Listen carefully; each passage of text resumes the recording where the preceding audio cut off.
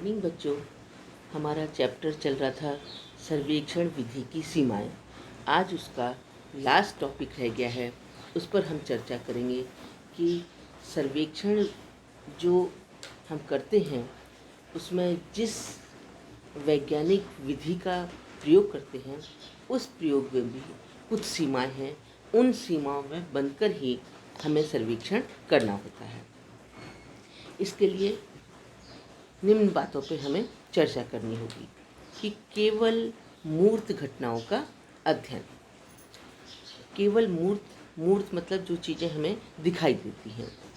इस सर्वेक्षण विधि में हम केवल उन्हीं घटनाओं का अध्ययन कर सकते हैं, उन्हीं समस्याओं का अध्ययन कर सकते हैं, उन्हीं चीज़ों का अध्ययन कर सकते हैं जो हमें मूर्त रूप में समाज में दिखाई देती हैं।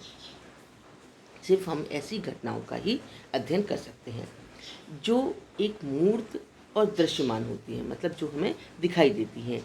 जैसे परिवार की रचना क्या है, उसका आकार क्या है, मतलब उसमें रहने वाले सदस्य कितने हैं, हमारे भारत की जनसंख्या कितनी है, उनके रहन सहन का स्तर क्या है, अपराध की स्थिति क्या है, बाल अपराध की स्थिति क्या है, हमारे समाज में निर्धनता की स्थिति क्या है, लोगों का आय कितनी है, वो किस किस मद पर कितना खर्च करते हैं आदि का अध्ययन इसके द्वारा किया जा सकता है। क्योंकि ये सारे ही ऐसे टॉपिक हैं या ऐसी बिंदु हैं, ऐसे तत्व हैं जो हमें समाज में दिखाई देते हैं, जिनका एक मूर्त रूप होता है। किंतु अनेक समस्याएं ऐसी हैं जो अमूर्त होती हैं, है ना, जिनका कोई रूप नहीं होता, जो हमें अदृश्य रूप होती हैं, हम जिनको महसूस तो कर सकते हैं लेकिन वो हमें दिखाई नहीं देती। उनके अध्ययन हेतु ये विधि सर्वथा अनुपयुक्त है। उस चीज़ पर हम इस विधि का प्रयोग नहीं कर सकते। जैसे लोगों के विचार क्या हैं, लोगों के भाव क्या हैं, लोगों का किसी बारे में क्या दृष्टिकोण है, वो किस धर्म में या किस चीज़ में विश्वास करते हैं, ये सर्वेक्षण द्वारा विश्वसनीय जानकारी प्राप्त नहीं की जा सकती है। अतः इसके अध्ययन के लिए तो हमें मनोवैज्ञानिक विधि का ही उपयोग करना होता है। अतः सर्वेक्षण के द्वारा जो भी सामान्यतः या संख्यात्मक तथ्य है एक चित्र किए जा सकते हैं, गुणात्मक नहीं। अतः ये इतनी उपयुक्त होते सर्वेक्षण विधि का इतना प्रयोग होते हुए भी हम कुछ ही समस्याओं पर, कुछ ही बिंदुओं पर इसका हम प्रयोग कर सकते हैं। खास तौर से वो बिंदु जो हमें समाज में दिखाई देते हैं, जिनका कोई मूर्त रूप होता है। सेकंड है अध्ययन का सीमित क्षेत्र। अध्ययन का सीमित क्षेत्र मतलब अन्वेषणकर्ता या अध्ययनकर्ता जब अपना क्षेत्र देखता है कि किस क्षेत्र का उसे अध्ययन करना है, तो उसमें वहाँ पर सीमित क्षेत्र ही निर्धारित करना पड़ता है। जैसे सीमित क्षेत्र में घटने वाली घटनाओं, समस्याओं का अध्ययन किया जा सकता है और समस्याओं के व्यापक एवं बहुमुखी पक्षों के अध्ययन हेतु यह विधि अनुयुक्त है। क्यों? क्योंकि वहाँ पर सर्वेक्षणकर्ता जो है वो स्वयं जाता है और लोगों से साक्षात्कार करता है, प्रश्नावली के द्वारा जानकारी प्राप्त करता है, तथ्य संकलित करता है, या आमने सामने साक्षात्कार करता है या अवलोकन करता है। ये जो सारी वैज्ञानिक विधि हैं इनका प्रयोग स्वयं जाके क्षेत्र में करता है। इसलिए जहाँ पर सीमित क्षेत्र होता है वहाँ पर ही इस विधि का प्रयोग हम कर सकते हैं। नेक्स्ट है अधिक समय तथा धन की आवश्यकता। सर्वेक्षण विधि समय और धन की दृष्टि से यह एक बहुत ही खर्चीली प्रणाली है, बहुत ही खर्चीली विधि है। क्योंकि सर्वेक्षण की योजना बनाने से लेकर जब अध्ययनकर्ता कोई सर्वेक्षण करता है तो उस समय वो अपनी एक योजना तैयार करता है, और योजना बनाने से लेकर और अध्ययन का जो अंतिम चरण है प्रतिवेदन प्रस्तुत करने तक, उसे बहुत सारे चरणों से, बहुत सारी स्थितियों से गुजरना पड़ता है, जिसमें काफ़ी समय लगता है। उसमें बहुत ही उसका समय खर्च होता है और कई बार तो कई जो सर्वेक्षण बिंदु के हिसाब से, टॉपिक के हिसाब से चलता है, जो कई वर्षों तक चलता है। तो इसके लिए बहुत ही धन की आवश्यकता होती है।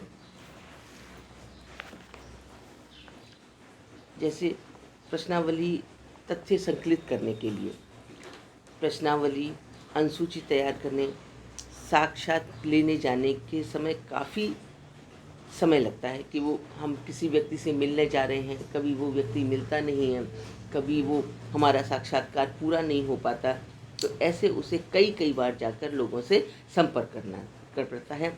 इसलिए सर्वेक्षण कार्य में लगे लोगों का वेतन, यात्रा भत्ता, उनका प्रशिक्षण, प्रश्नावलियों के मुद्रक या उसे छपवाने, कागज, फाइलें, टाइप, टेप एवं कैमरा आदि पर बहुत धन व्यय करना पड़ता है।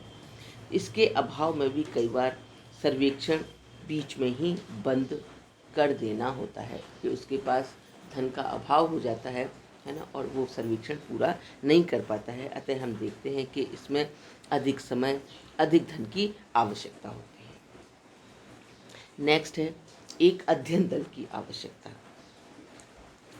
अध्ययन दल से मतलब है जो पूरा एक संगठन बनाता है, वो उस अध्ययन की करने के लिए एक अकेला व्यक्ति क्षेत्र में जाकर अकेला अध्ययन नहीं कर सकता। तो इसके लिए वो एक पूरे दल को तैयार करता है।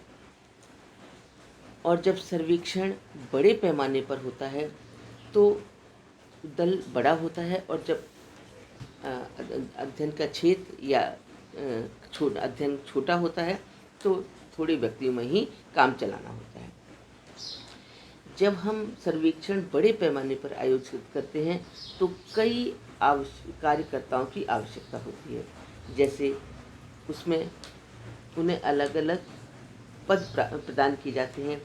निर्देशक, उप निदेशक, अनुसंधान अधिकारी, लेखा जोखा रखने वाला लिपिक एवं अध्ययनकर्ताओं आदि की आवश्यकता होती है। इन सभी को पहले प्रशिक्षण दिया जाता है। उस कार्य से संबंधित प्रशिक्षित करने, उनमें तालमेल स्थापित करने में कई बार बहुत सारी कठिनाइयाँ आती हैं। जब हम देखते हैं कि यदि विभिन्न कार्यकर्ताओं के पारस्परिक सहयोग न हो तो स्थिति तनावपूर्ण संबंध हो जाती है और सर्वेक्षण कार्य को धक्का लगता है, और ना ही वो सर्वेक्षण कार्य पूर्ण हो पाता है, बल्कि उसको सर्वेक्षणकर्ता को बहुत सारी कठिनाइयों का सामना करना पड़ता है। इसके लिए दक्ष एवं अनुभवी और प्रशिक्षित कार्यकर्ताओं को जुटाना, उनसे काम करवाना बहुत ही कठिन कार्य होता है। नेक्स्ट है गहन अध्ययन असंभव। इसका मतलब है कि सर्वेक्षण के द्वारा जो सामाजिक घटनाओं का गहन अध्ययन संभव नहीं हो पाता। क्यों? क्योंकि इसके द्वारा अधिकांश लोग हाँ या ना में उत्तर देते हैं।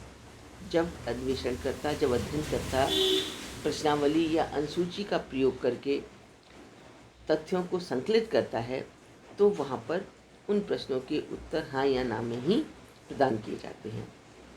तो नहीं में उत्तर प्राप्त किए जाते हैं। इसके लिए सर्वेक्षण के द्वारा विषय के बारे में पूरी केवल छोटी मोटी बातें ही या बहुत कम सूचनाएं संकलित हो पाती हैं, जिससे उसकी गहराई तक नहीं पहुंचा जा सकता, और जो अध्ययन है वो पूरी तरह उसका गहन अध्ययन संभव नहीं है। क्योंकि हम उसकी पूरी विस्तृत जानकारी प्राप्त नहीं कर पाते तो हमें निष्कर्ष निकालने में असुविधा होती है। अब हम देखते हैं कि जो कार्यप्रणाली में कठोरता।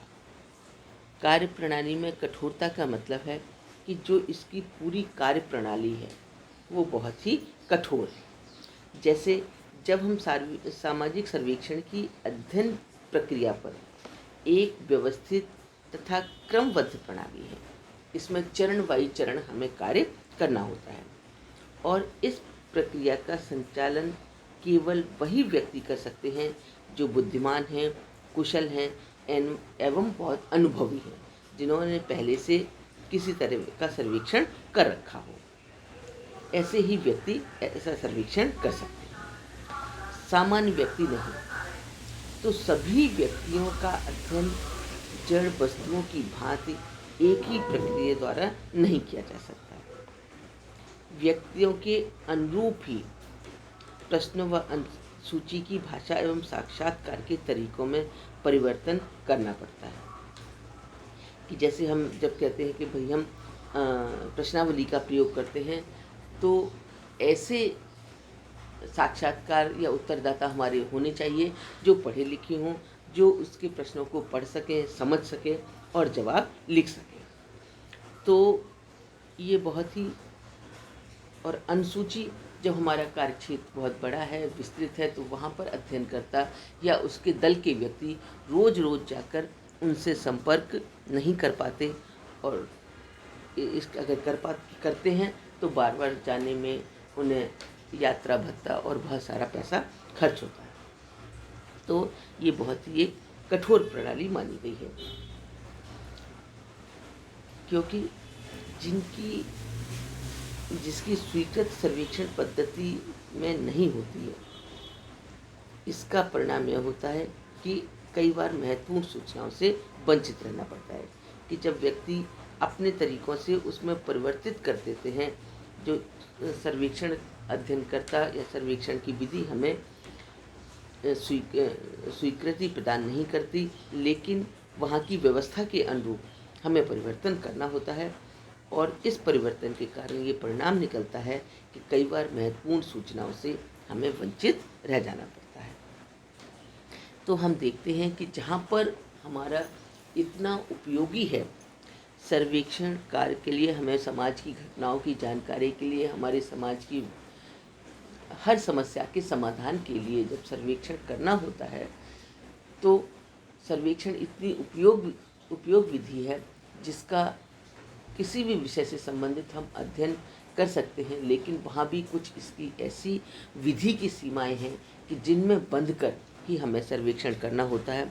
और इस सर्वेक्षण को करने में हमें सर्वेक्षणकर्ता को बहुत सारी कठिनाइयों का सामना करना पड़ता है, और लास्ट में जब वो अपना प्रतिवेदन लिखता है तो उसमें कुछ ना कुछ कमी रह जाती है। धन्यवाद।